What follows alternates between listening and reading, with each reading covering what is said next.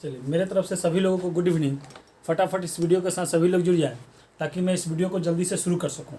इसके पहले मैं एक चीज़ आपको बताना चाहूँगा कि जो भी भाई बंधु हमारे वीडियो के साथ जुड़े हैं वो इस वीडियो को थोड़ा जम कर लाइक करें, सब्सक्राइब भी करें, कमेंट भी करें, शेयर भी करें और अपने जितने सारे भाई बंधु हैं उनको भी इस वीडियो के साथ जुड़ने का कोशिश करें, ठीक है।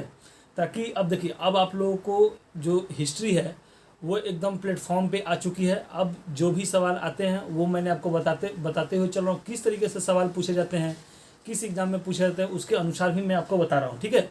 तो चलिए देखिए, अब आगे का जो चीज़ है, हम लोग क्या पढ़ रहे थे, ठीक है, मगध महाजनपद, ठीक है। यहाँ क्या पढ़ रहे थे, मगध महाजनपद, ठीक है, मगध महाजनपद। तो मगध महाजनपद मैंने बताया था कि मगध पे कुल 7 राजवंशों ने क्या किया, शासन किया। कितने, 7 में से ये पहला था हर्यक वंश, ठीक है। कौन सा वंश था, हर्यक वंश। हर्यक वंश में मुख्य रूप से आप अगर मतलब कि पढ़ेंगे, जहाँ से सवाल पूछी जाती है, बस 3 ही ऐसे राजाएं हैं जिनके बारे में वो पूछी जाती है। हर्यक वंश के संस्थापक कौन है, बिंबिसार। इसके बाद आपका दूसरा आता है अजातशत्रु और तीसरा आता है उदयन। इसके बाद एक चौथा आपसे केवल एंड केवल पूछता है कि हर्यक वंश के अंतिम मतलब कि राजा कौन था, तो नागदत्त था, ठीक है। तो बस इसी तरीके से हम लोग पढ़ते चलेंगे और देखेंगे कि किस चीज़ का कैसे हुआ था, ठीक है। तो एक बार हम लोग रिवीजन करते हैं। हर्यक वंश जो कि मैंने बताया था कि इसके संस्थापक कौन थे, तो बिंबिसार थे, ठीक है। कौन था, बिंबिसार था। और बिंबिसार का काम ही यही था कि वो अपने साम्राज्य को फैलाने के लिए वो विवाहित संबंध स्थापित करता था, ठीक है। और छोटे छोटे जो मतलब कि छोटे छोटे क्षेत्र थे उसको युद्ध के द्वारा जीत लेता था, लेकिन जिसे जीत नहीं पाता था उससे वैवाहिक संबंध करके उसको अपने में क्या करता था, मिला लेता था, ठीक है। एक बार अवंती के राजा जो थे चंद्रप्रद्योत, ये बहुत ही मतलब कि बीमार पड़ गए और ये कहीं से ठीक नहीं हो पा रहे थे। तो इन्होंने ही, बिंबिसार ने ही जीवक नामक राज्य वैद्य भेजकर इनकी इलाज कराई और ये ठीक हो गए। बाद में अवंती भी क्या हुआ कि आपको हर्यक वंश जो कि बिंबिसार का क्षेत्र था उसमें ये क्या हुआ कि मिल गया। इसके बाद क्या होता है कि इसने अपने जीवन काल में बिंबिसार ने वैशाली पे आक्रमण किया था, ठीक है, जो कि असफल रहा था। एक चीज अगर हमेशा आप देखेंगे तो आपको ये समय काल यहाँ से पूछ लेता है। तो समय काल में आप देख लेंगे कि 544 से 412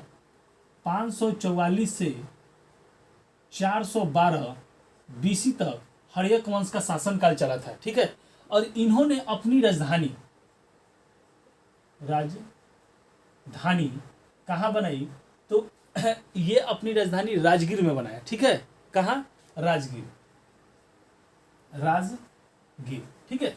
मैंने इसलिए ये सवाल पूछा, ठीक है, कि इसलिए मैंने आपको ये मेंशन कर दिया, समय मेंशन कर दिया, साथ में इनकी राजधानी भी मेंशन कर दी कि आपको ये चीज़ जानकारी होनी चाहिए कि किसने अपनी राजधानी कहाँ बनाई थी, क्योंकि ये बार बार एग्जाम में कंफ्यूज करता है सवाल को, ठीक है। वो पूछ देता है कि बिंबिसार जो हर्यक वंश का संस्थापक है उसका मतलब कि उसने अपनी राजधानी कहाँ बनाई थी, तो राजगीर में बनाई थी।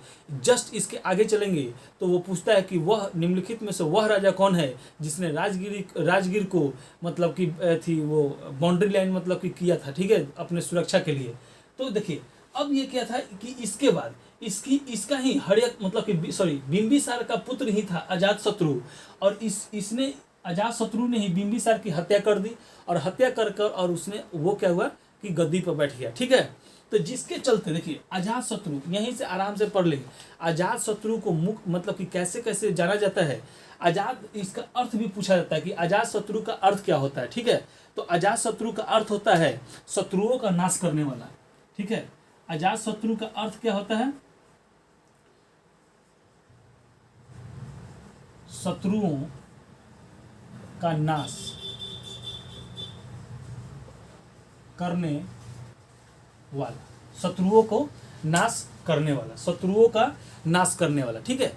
ये पूछा जाता है कि अजातशत्रु का अर्थ क्या होता है, तो शत्रुओं का नाश करने वाला मतलब कि अजातशत्रु को और किस नाम से जाना जाता है, तो ये अपने पिता का हत्या करके राजगद्दी पर बैठा था, जिसके चलते इसे पितृहंता भी कहा जाता है। क्या कहा जाता है, पितृहंता। इसे एक और नाम भी जानते हैं, पितृहंता। इसे एक और नाम दिया जाता है, ठीक है, जिसका नाम क्या है, कुनिक, ठीक है, कुनिक। ये याद रखिएगा कि अजात शत्रु का अर्थ क्या होता है, शत्रुओं का नाश करने वाला। इसने अपने पिता की हत्या की थी, जिसके चलते इसे पितृहंता भी कहा जाता है, ठीक है। इसे कुनिक भी कहा जाता है, ठीक है, आराम से समझते चलेंगे। इसके बाद आइए कि इन्होंने वैशाली पर आक्रमण किया था, लेकिन ये क्या हुए थे, असफल हुए थे। बिंबिसार माने अजातशत्रु के जो पिता थे वैशाली पे आक्रमण किए थे, लेकिन ये क्या हुए थे, असफल हो गए थे। लेकिन अजातशत्रु ने, देखिए अजातशत्रु ने, यहाँ से हम लोग देखेंगे कि अजातशत्रु ने वैशाली पर आक्रमण कर कर क्या किया कि वैशाली को जीत लिया, ठीक है। जैसे कैसे, इसके पीछे मैं आपको बता देता हूं। इसने भी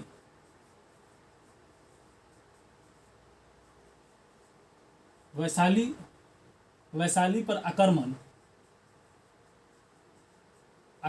कर जीत लिया, ठीक है। क्या किया, आक्रमण कर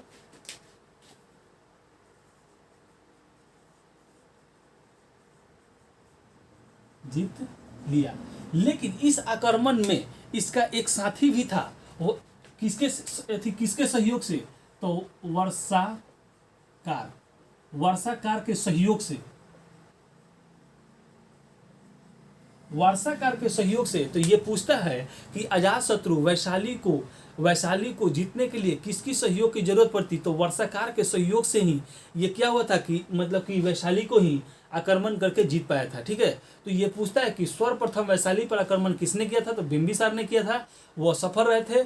फिर उसके पुत्र अजातशत्रु ने वैशाली पर आक्रमण करके वैशाली को जीत लिया वर्षाकार के सहयोग से, ठीक है। इसी ने, देखिए एक अजातशत्रु के बारे में और जान लीजिए कि यह राजगीर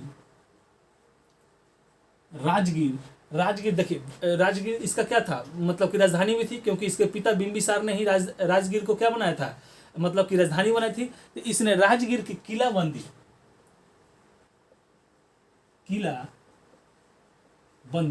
राजगीर की किलाबंदी कराई। सुरक्षा के दृष्टि से इसके पिता बिंबिसार ने केवल राजधानी बनाया था, और किलाबंदी का काम किसने किया था, तो उसके पुत्र अजातशत्रु ने किया था। तो एकदम पॉइंट बाय पॉइंट आप लोग याद करते चलेंगे, ठीक है। अजातशत्रु के काल में ही, देखिए अजातशत्रु के काल में ही बौद्ध धर्म की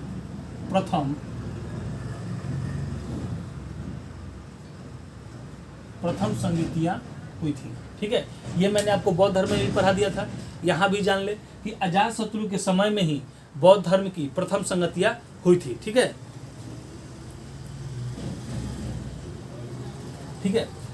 इसने अपने जो भी अभी तक ये मतलब कि आक्रमणकारी थे, चाहे जो भी थे, जिनके पास जो भी चीज था, उसके बाद ये चीज क्या था कि इन्होंने दो चीज का प्रयोग किया, ठीक है। दो चीज का क्या किया था, युद्ध में प्रयोग किया था। दो नए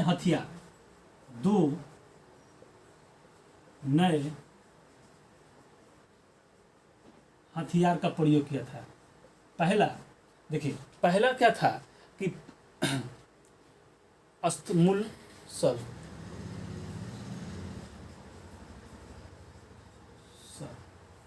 ठीक है।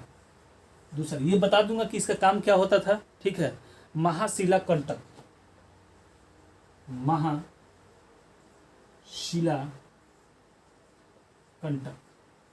ठीक है।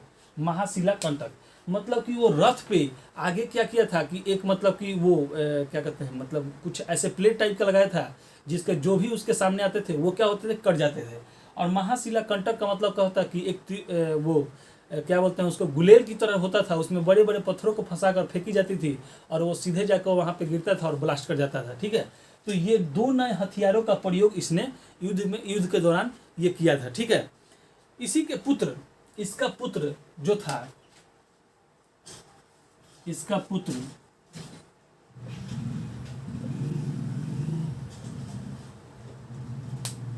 उदयन, इसी का देखिए अजातशत्रु का पुत्र ही, जैसे कि बिंबिसार का पुत्र कौन था, अजातशत्रु था, और उसने अजातशत्रु ने ही अपने पिता की मतलब हत्या करके गद्दी पर बैठा। उसी तरीके से अजातशत्रु का भी पुत्र जो कि उदयन था, उसने क्या किया कि अजातशत्रु को हत्या करके वो भी गद्दी पे अपना बैठ गया। तो यहाँ से आप देख लेंगे कि अजातशत्रु हो गया, इसने भी अपनी राजधानी कहाँ बनाई थी, तो अपनी राजधानी कहाँ बनाई थी, राजगीर में, ठीक है।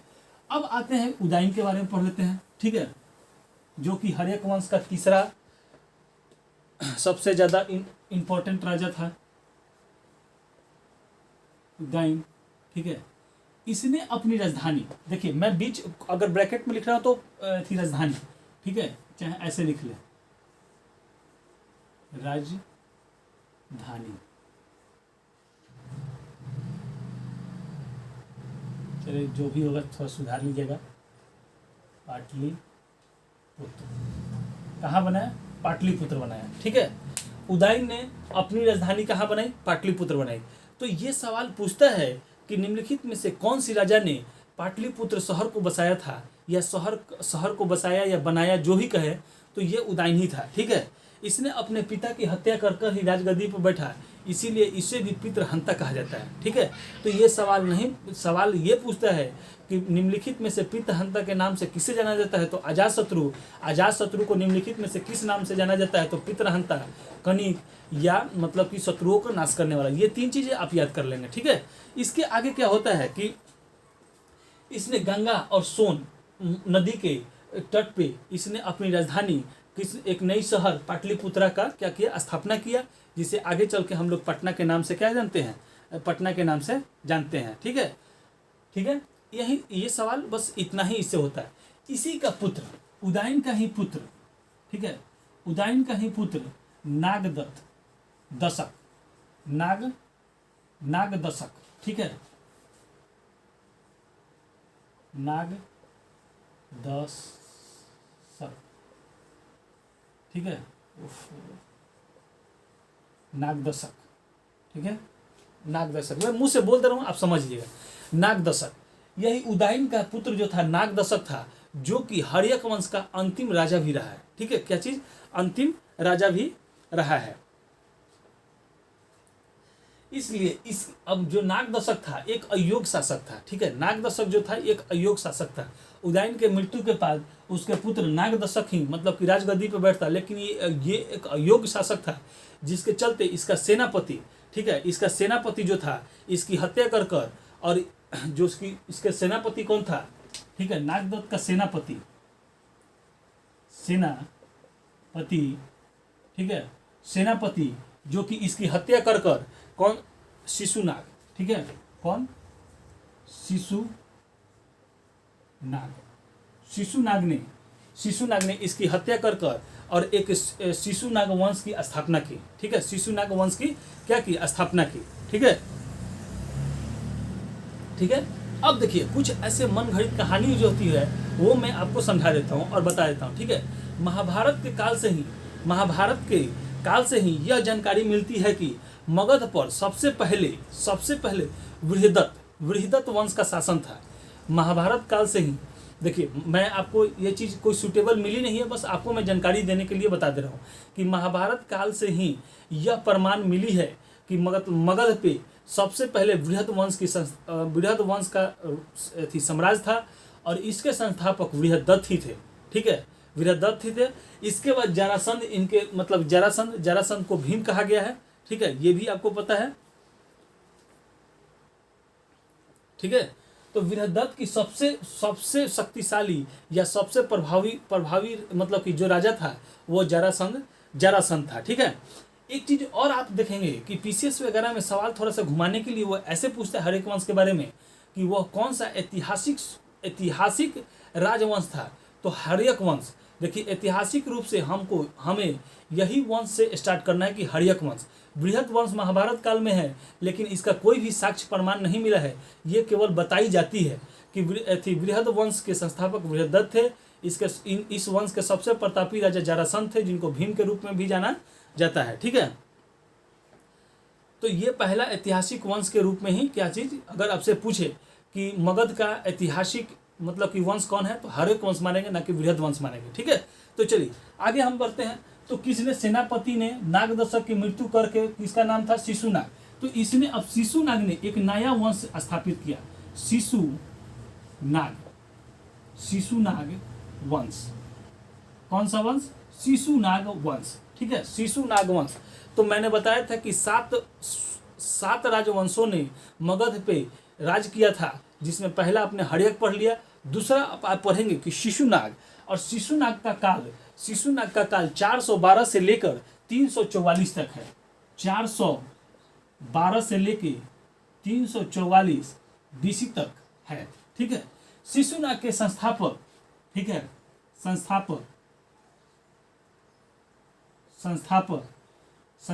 कौन से? शिशुनाग ही हैं, ठीक है। इसके संस्थापक कौन है? शिशुनाग ही हैं, ठीक है। इन्होंने अपनी राजधानी, ठीक है,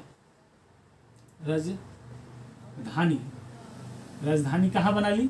तो वैशाली। कहाँ बनाई? तो भैया वैशाली में इन्होंने अपनी बना ली, ठीक है। इस वंश के शिशुनाग के बाद कालाशोक आया, ठीक है। शिशुनाग के बाद अगला राजा जो है कालाशोक, जो इस वंश का सबसे प्रतापी राजा था, ठीक है। कालाशोक जो था इस वंश का सबसे प्रतापी राजा था। और आपको याद होना चाहिए कि अजातशत्रु के समय पहला बौद्ध संगति हुआ था और दूसरा बौद्ध संगति अजातशत्रु के ही काल में हुआ था। तो दूसरा बौद्ध संगति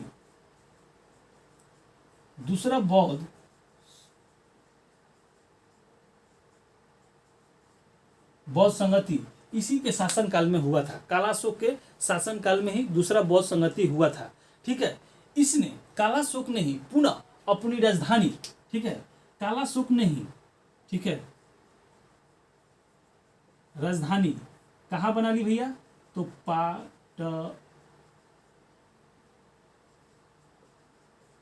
पाटलिपुत्र, ठीक है। इसने पुनः अपनी राजधानी कहाँ बना ली? तो पाटलिपुत्र बना ली, ठीक है।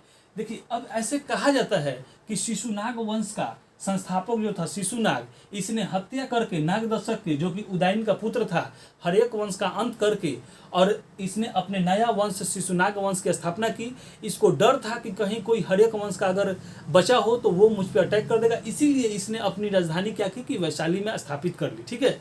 लेकिन जब कालाशोक आया तो इसने अपनी राजधानी को क्या किया कि पुनः फिर से पाटलिपुत्रा को स्थापित कर लिया, ठीक है। इसके बाद इसमें कोई भी योग्य शासक नहीं हुआ, ठीक है। एक अंतिम शासक अगर आपसे पूछता है तो इसका ये आपका मतलब कि हर्यक वंश का अंतिम शासक हो गया, अंतिम शासक के रूप में भी इसको जानते हैं, ठीक है, हर्यक वंश के। और शिशुनाग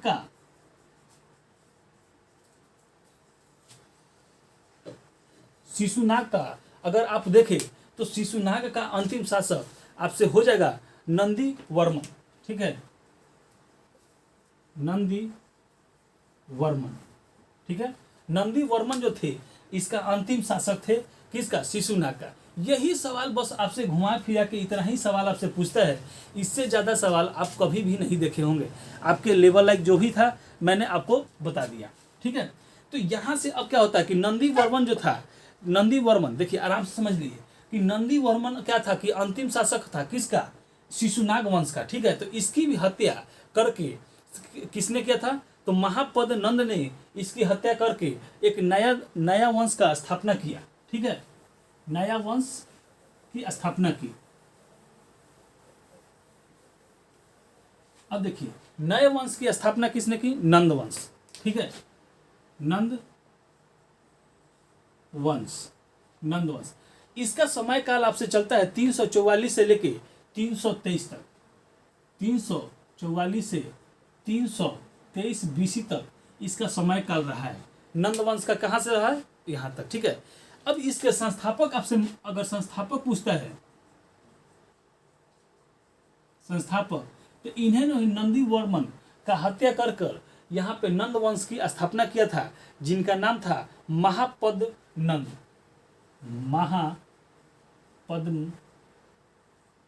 नंद था, ठीक है।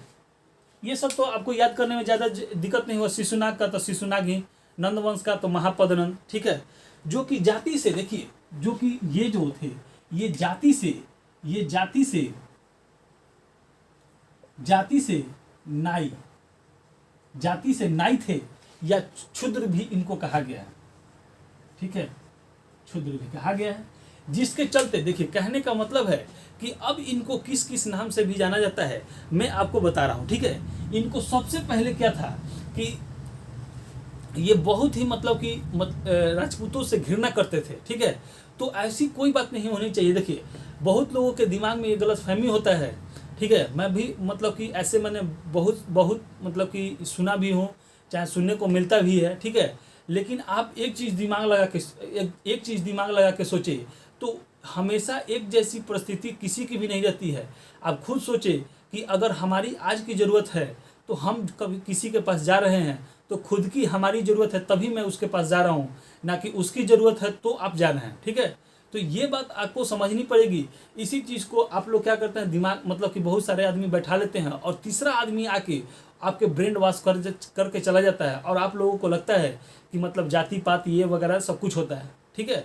जहाँ से मैं बिलोंग करता हूँ मैं आपको बताता हूँ कि यहाँ हर एक कास्ट के लोग रहते हैं, लेकिन आप कभी इस चीज़ को अनुभव नहीं कर सकते हैं कि किस में किस तरीके से मतलब कि मतलब इतना हेलमेल रहता है कि आप पता नहीं कर सकते हैं कि मतलब कि किसका व्यवहार किस तरीके से किसके प्रति है। लेकिन थोड़ा बहुत अब के जनरेशन में मैं ये चीज़ देख रहा हूँ कि उन लोगों में जात पात की भावनाएं सबसे ज़्यादा हो चुकी हैं, ठीक है। तो ऐसा नहीं होना चाहिए। मतलब कि मैं सभी लोगों से बोलता हूँ कि ऐसा नहीं होना चाहिए। अगर आपसे कोई बड़ा है तो बड़ा ही रहेगा, आप अगर आपसे कोई छोटा है तो छोटा ही रहेगा, ठीक है। आप शो अप करके किसी का कुछ नहीं बिगाड़ सकते हैं, ठीक है। तो इसलिए आपसे मतलब कि मैं सभी लोगों से बोलता हूँ कि जिनके मन में जाति भावना मतलब कि पनप रही है, चाहे जाति भावना को लेकर ये करते हैं, सोच रखते हैं, वो आज के समय में इस दुनिया में बहुत ही पीछे जा रहे हैं। आपका एक ओनली फॉर वन लक्ष्य होना चाहिए कि मुझे जॉब लेना है, मुझे पढ़ के और जॉब लेना है, ठीक है। कोई जातिवाद कहानी नहीं होती है। ये सब चीज़ केवल नेताओं के लिए छोड़ दे, जाति पात बात करने के लिए आप लोग अपने मन में ना लाएं, ठीक है। क्योंकि यही चीज़ आपके मन में वो डाल के पूरी राजनीति कर रहे हैं, और राजनीति करने के साथ ही मतलब कि आपके साथ खिलवाड़ कर रहे हैं, ठीक है। चलिए, तो बहुत सारी ऐसी चीज़ है, ठीक है। मैं आपको बताऊंगा तो थोड़ा लंबा वीडियो हो जाएगा, इसलिए मैं नहीं चाहता। लेकिन एक चीज़ जानिए कि आप केवल अगर कोई भी आपसे कुछ कहने को आ रहा है, कोई भी चीज़ कह रहा है, आप सीधे बोलिए कि मुझे जॉब की ज़रूरत है, आप जॉब दिलवा दो। इसके लिए कोई क्यों नहीं मतलब कि आवाज़ उठा रहा है। कोई भी वैकेंसी आ रही है तो उसका संशोधन, संविधान में संशोधन करके क्यों नहीं ऐसा नियम बना दिया जा रहा है कि भैया अगर 1 डे एग्जाम है तो इसको 6 महीना में कंप्लीट किया जाए, ठीक है। अगर 2 डे एग्जाम है, प्री मेंस इंटरव्यू है, तो इसको साल भर में क्यों नहीं कंप्लीट किया जा रहा है। ऐसे ऐसे कोई एग्जाम है कि लड़के दे के 2014 से लेकर 2023 तक बैठे हुए हैं, ठीक है, और अभी तक इंतजार कर रहे हैं। तो बताइए कि अब वो क्या कर सकते हैं अपने लाइफ में, ठीक है ना। तो वो अब इधर का रह गए ना इधर का रह गए। तो ऐसा क्यों नहीं नियम कानून बन जा रहा है। और अपने लिए, अपनी ज़रूरत के लिए संविधान में संशोधन हो जा रही है, संशोधन हो के मतलब कि कोई भी नियम कानून बन जा रहा है, ठीक है। तो ऐसे कहे जो कोई भी आता है, आप इस तरीके से आप अब जब कोई अपने फायदे के लिए बात कर रहा है तो आप अपने फायदे के लिए बात कीजिए। उसे ये चीज़ बोलिए कि आज मुझे जॉब की ज़रूरत है, जॉब दो, कोई नियम कानून बनाओ। ऐसा कोई कुछ नहीं कर सकता है, ठीक है। तो इसलिए भाई मोरे सभी लोग से एक चीज़ है कि जात पात से उठ के हट के, ठीक है, मतलब कि रहे और एक समाज को बिल्डअप करे, ठीक है। चलिए, तो क्या है कि नंद वंश, इसको एक पता अपने मतलब कि ये था कि राजपूतों से बहुत ज़्यादा घृणा थी, तो ये सोचता था कि मैं राजपूत जात की जो मतलब कि ये है उसको क्या करूँगा, नष्ट कर दूंगा, ठीक है, मतलब कि पूरा विनाश कर दूंगा, ठीक है। लेकिन ऐसा कभी नहीं हो सकता। कोई भी इंसान किसी जाति को, किसी धर्म को नष्ट नहीं कर सकता है, ठीक है। किसी जाति या धर्म को नष्ट नहीं कर सकता है, जिसके चलते, ठीक है, राजपूतों के विनाश के चलते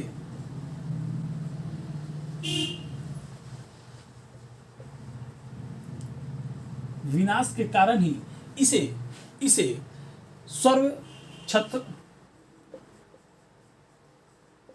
छत्रांतर कहा गया है, स्वर छत्रांतर कहा गया है।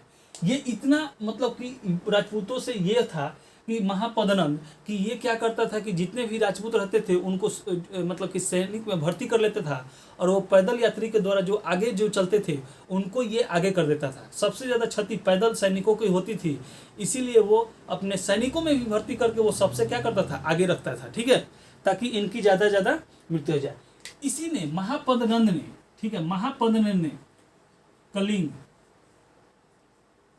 कलिंग पर विजय की, कलिंग पे विजय की और एक राट, ठीक है। देखिए, कलिंग पे विजय प्राप्त करने के बाद एक राट, एक राट की उपाधि धारण की। किस चीज की उपाधि धारण की? एक राट की उपाधि धारण की। तो राजपूतों के विनाश के लिए स्वर्ग छत्रांतक, कलिंग के विजय के लिए एक राट। आपको याद रखना पड़ेगा कि इसने कौन कौन सी उपाधि धारण की थी। इस वंश का अगला शासक धनानंद हुआ। ठीक है, धनानंद हुआ।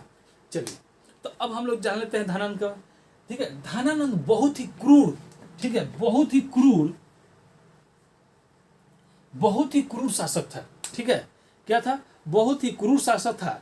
ठीक है, ये इतना क्रूर था और भोग विलासी में था कि आपके मतलब कि एक मैं पढ़ाने के बाद आपको इसके कहानी के बारे में बता देता हूँ। ठीक है, तो इसने क्या किया कि कलिंग में, ठीक है, अगर कलिंग पर विजय प्राप्त किसने किया? महापद ने। लेकिन कलिंग में इसने नहर बनवाया। कलिंग में नहर का निर्माण इसी ने करवाया। किसने करवाया? घनानंद ने करवाया था, निर्माण करवाया था। ठीक है, इसी के शासनकाल में 323 बीसी में किसने आक्रमण किया? तो ये सिकंदर ने आक्रमण किया। ठीक है, किसने आक्रमण किया? तो सिकंदर ने आक्रमण किया। 323 बीसी में सिकंदर ने आक्रमण किया। सिकंदर देखिए क्या था कि घनानंद के पास इसी समय एक चीज और जान लीजिए, नंद वंश के समय ही मतलब कि भारत में सेंट्रल के थ्रू मतलब कि सेंट्रल में पावर आने का मतलब कहानी यहीं से स्टार्ट हो गया था। जो आज हम देख रहे हैं कि सेंट्रल में पावर है, वो यहीं से कहानी स्टार्ट होता है। कहाँ से? किस नंद? नंद वंश से। ठीक है, नंद वंश से इसने अपनी सारी पावरों को क्या किया था? अपने पास केंद्रित कर लिया था। और इसके पास इतनी सेनाएं और इतनी विशाल सेनाएं थी कि इसे किसी चीज का डर नहीं था। इसीलिए भोग विलास और बहुत ही क्रूर था, किसी का बात भी नहीं मानता था। लेकिन जब सिकंदर की सेना को आते हुए देखकर चाणक्य ने इसकी खबर घनानंद को देने गया, तो वहां पे वह मतलब कि उस समय वो क्या कर रहा था कि नाच गान में, भोग विलासी में मतलब कि पूरा विलीन था, जिसके चलते उसे कुछ समझ में नहीं आया और उसने चाणक्य को वहां से घोर मतलब कि बेइज्जती करके उनकी चोटी को खोलकर और धक्का देकर बाहर कर दिया। बोला कि मेरे पास इतनी सेना है, इतनी बड़ी सेनाएं है, तो वो सिकंदर मेरा सामना नहीं कर सकता है। ठीक है, लेकिन उनको ये चीज़ की अनुभव थी कि अगर सिकंदर आक्रमण कर दिया तो घनानंद हार सकता है। ठीक है, और हमारी मतलब कि प्रजा मतलब कि हम पराजित हो सकते हैं। इसीलिए इन्होंने जाके उनको बताने की कोशिश की, लेकिन वो समझ नहीं पाया। और चाणक्य की घोर बेइज्जती करने के बाद चाणक्य जब वहाँ से वापस आए तो रास्ते में उनको मतलब कि एक बालक से मुलाकात हुई जिसका नाम था चंद्रगुप्त मौर्य, और उसी को उन्होंने अपना पूरा राजा के रूप में तैयार किया और घनानंद पर अटैक करके उनको घनानंद को हराया और नया वंश मौर्य वंश की स्थापना की। ठीक है, तो ये थोड़ा सा लंबा कहानी है, इसके मैं मतलब कि ये शॉर्ट फॉर्म में बता दिया। इसे सवाल ऐसे नहीं पूछते। जो सवाल पूछता है कि किसके समय में सिकंदर ने आक्रमण किया था, तो घनानंद के समय में आक्रमण किया था। किसने कलिंग में नहर बनाया था, तो घनानंद नहीं बनाया था। ठीक है, एक राट की उपाधि किसने ली, तो महापद नंद ने किया था। स्वर्ग छत्रांतर के किसने लिया, तो महापद नंद ने किया था। ठीक है, तो इस तरीके से आप लोग देख चुके हैं कि मतलब कि जो भी आपका मतलब कि जितने वंश थे, मैंने हर एक वंश पढ़ा दिया आपको। इसके बाद शिशुनाग वंश पढ़ा दिया, नंद वंश पढ़ा दिया, यानी कि टोटली 7 में से 3 मैंने वंशज आपको पढ़ा दिया। ठीक है, 3 वंश पढ़ा दिया। अब क्या है? मौर्य वंश। तो हम लोग अगले वीडियो में मौर्य वंश की कहानी को देखेंगे और वहीं से पढ़ेंगे थोड़ा। ठीक है, तो इसके अलावा देखिए मैं बोल देता हूँ, लिख देता हूँ, कहीं हल्की सी मिस्टेक अगर मतलब हर्षिकार दीर्घिकार की हो जाए तो उससे के लिए आप लोग बवाल ना करें। ठीक है, चलिए, इतने समझदार आप लोग हैं। ठीक है, अब मैं लिख रहा हूँ, बोल रहा हूँ, तो थोड़ा सा होता है कि प्रेजेंस ऑफ माइंड की मैं बोल रहा हूँ और लिखने के समय उस समय मान लीजिए कि कुछ और ही लिख रहा हूँ, तो मिस्टेक हो जाती है। ठीक है, मैं कोशिश करता हूँ 100% सही लिखने के लिए, लेकिन अगर कहीं गलती हो जाए तो आप लोग उससे संभाल लीजिएगा। ठीक है, चलिए, हमारे वीडियो के साथ सभी लोगों के जुड़ने के लिए बहुत बहुत धन्यवाद। ठीक है, और थोड़ा सा इस चैनल को लाइक करें, सब्सक्राइब भी करें, कमेंट भी करें, शेयर भी करें। अपने भाई बंधु जितने सारे लोग हैं सभी लोगों की इस वीडियो के साथ जुड़ने की कोशिश करें। ठीक है।